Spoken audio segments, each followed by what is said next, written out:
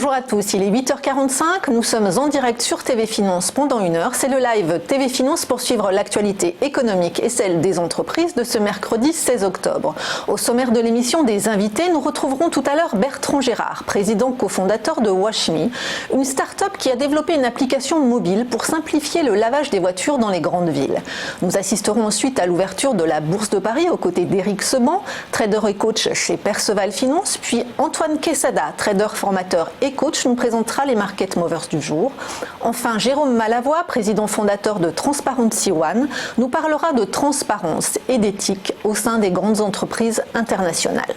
Mais pour commencer, les trois informations économiques et financières de la matinée, la croissance mondiale grippée. À 3% de croissance mondiale, il n'y a pas de place pour les erreurs politiques, a déclaré hier le FMI en dévoilant ses dernières prévisions pour 2019. Un rappel à l'ordre à Washington et Pékin, dont la guerre commerciale amputera cette année le PIB mondial de 0,8%. À cela s'ajoutent les tensions au Moyen-Orient, le Brexit et un secteur manufacturier en berne, autant d'éléments qui ont conduit le FMI à abaisser pour la 5e fois ses prévisions de croissance mondiale. Sans surprise, les deux premières puissances économiques, les États-Unis et la Chine, vont enregistrer des taux de croissance robustes, mais moins forts que prévu, plus 2,4% pour les États-Unis et 6,1% pour la Chine. À comparer, la zone euro fait pâle figure avec une croissance attendue de 1,2%.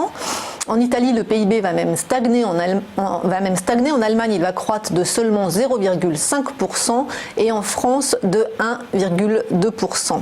On reste avec le FMI et l'industrie automobile en crise. Transition énergétique et barrières douanières ont conduit l'industrie automobile mondiale à la croisée des chemins.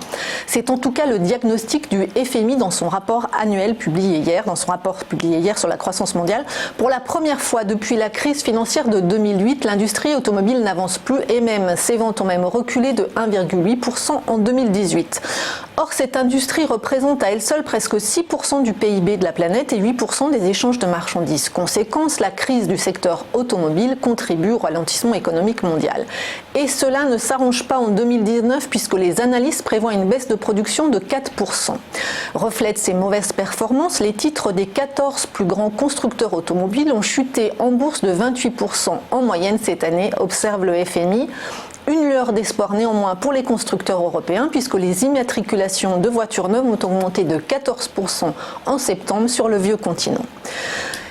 Et on termine avec les États-Unis, la manne de la publicité en ligne.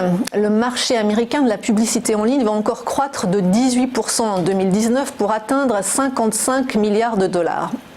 Google continue de dominer le secteur et d'écraser ses concurrents. D'après le cabinet eMarketer, Google gagnera en effet cette année plus de 40 milliards de dollars grâce à la publicité liée aux recherches, soit 73% du gâteau.